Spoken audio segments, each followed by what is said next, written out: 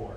And that's really what they are, and I'll shoot a couple of them, their powers to illustrate that for folks. If you wouldn't mind speaking a little closer. Sorry, I gotta get this thing stretched. You need to bring your microphone. The agency shall assist in the development, implementation, and review of the strategic plan. They shall oversee and monitor, identify and recommend to the city commission, identify to the city commission needs, assist in promoting. So all of their powers are really assistance, advising, and then under that additional powers, as Commissioner Boyce pointed out, those are your powers. The power to review and certify to the state agency, to provide assistance, to promote the development, to borrow money, only you can do that. But he is correct that this commission could delegate to that agency your powers. Now, if you don't want to do that, you could take that sentence out of there. Again, you can always amend it later on, but to give those powers, you're going to have to pass another ordinance at some point in the future. Well, either way, right now, they don't have the power. Right now, you have an advisory board, you're the ultimate power. You've said in here that you could delegate that to them if you pass an ordinance in the future that says, we hereby want to delegate X, Y, Z power out of this laundry list of a dozen powers. You could say we want them to have the power to pick a power. So that's, you can, and frankly, whether you take it out of here or not, you could always amend the ordinance later and put it back in. But from a comfort standpoint, if you want to say, right now you want that language out, you can make that change. Because I don't get the sense from the commission that, I don't get the sense that you want to do that yet. I mean, after a year or two down the road, and you're familiar with this body. I would want it to be a trial period to go through it and to work out the kinks on it and make sure and be able to oversee it. I agree with Commissioner Boyd on that. So really, so you really would just take out those words. In line such 22. additional lines, right, 22, 23, 24, contingent upon approval, such additional powers shall be performed by the agency. You take that out, and I think everybody gets a lot more comfortable. I do. Can I raise one other question? Sure. I mean, I think there's some question, and I don't think this has been something that has had a lot of community discussion.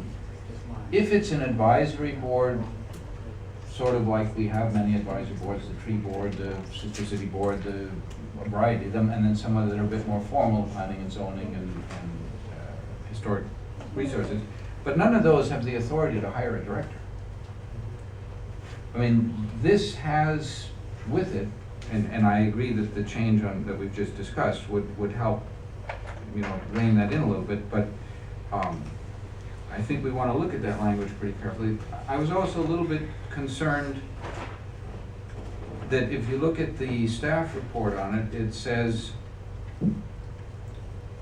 it in finer print every week that I get. I don't know what's up with that, but You had to go 0.5 on your reader.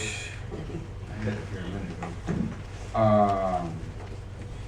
Composition of the enterprise zone development agency should reflect the ethnic and gender representation of the city of Lake Worth with a minimum of 8 members. Sounds good. Should reflect. Now note that should reflect is not the same as shall reflect. There's a difference there. But then you go to look at the ordinance and it says something quite different. It says it is the intent of the city that appointees shall generally reflect the gender and ethnic composition of the community.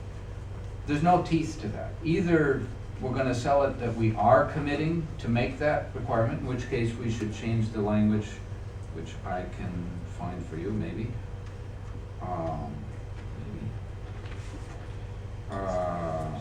Yeah, page 2, about lines 28 through 32. I think we should change that language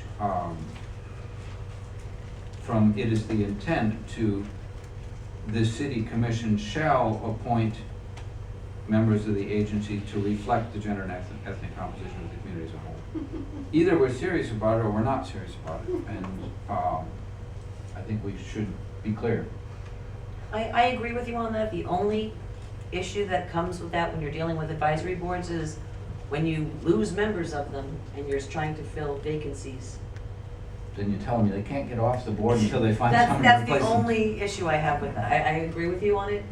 I support what you're saying, but when you're stuck with vacancies, you need. I think we just need to be clear one way or the other. Either we're not going to say anything about reflecting the composition of the community, or we're going to say that, yes, we're going to do something about it. One or the other way.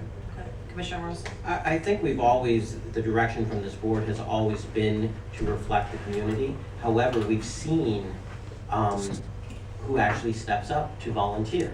And it, unfortunately, it does not reflect the community. So, you know, I think that if we leave it in there that, yes, we're going to do everything in our power to reflect the community. However, if those are not the people that are stepping up to volunteer for this advisory board, we're not going to stop the board from moving forward because we're not getting the people that we think we should be getting. I went out to many communities looking for people for advisory boards and only got a couple people to show up and then they're not on the boards anymore.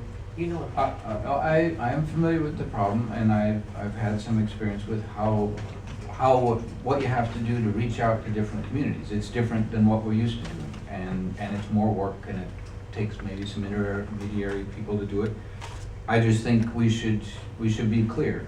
We should either say that we're going to make a commitment to do that, including the extra work that it takes to do it, or we should simply strike that and say that we're not going to do that. But I don't think we should say, well, you know, it should reflect and then sneak off a little bit to it generally reflects and then really not do it at all. Like I said, I understand your concern, but what do you do if they don't have, if they're short people, if you lose board members and they're short having their meetings? Because we can't find anybody that reflects I would think that if- statement to continue on the works that they're doing. That's my only concern. Commissioner Stoney? Thank you. I believe it's a dilemma, but you just heard here from some of our other vacancies. I believe there's 23 vacancies or 24 vacancies right now.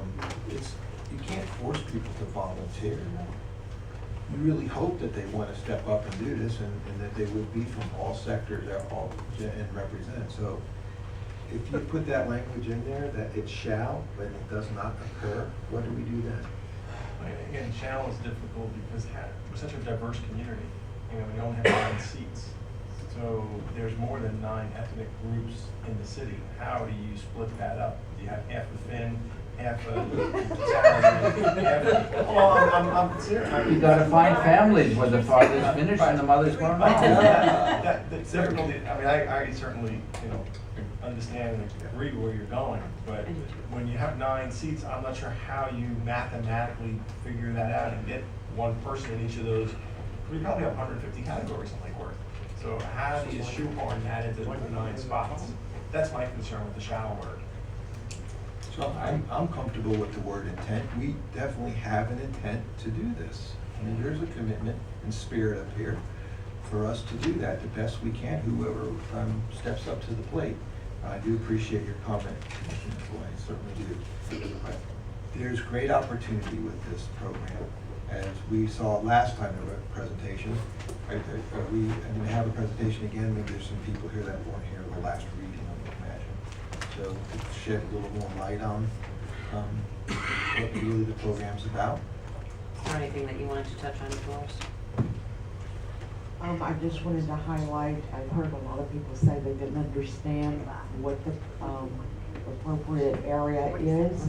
The highlighted areas in green and in yellow are the anticipated, what would qualify for the enterprise zone designation with very, very strict parameters that are imposed upon us by the state of Florida.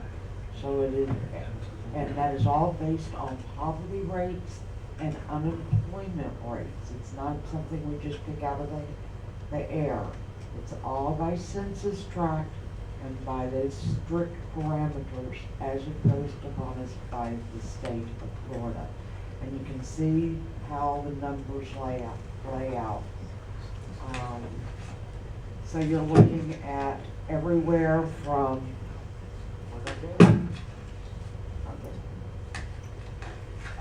from an area of a 28.5% poverty rate, 29.2, 32.9, 32.9.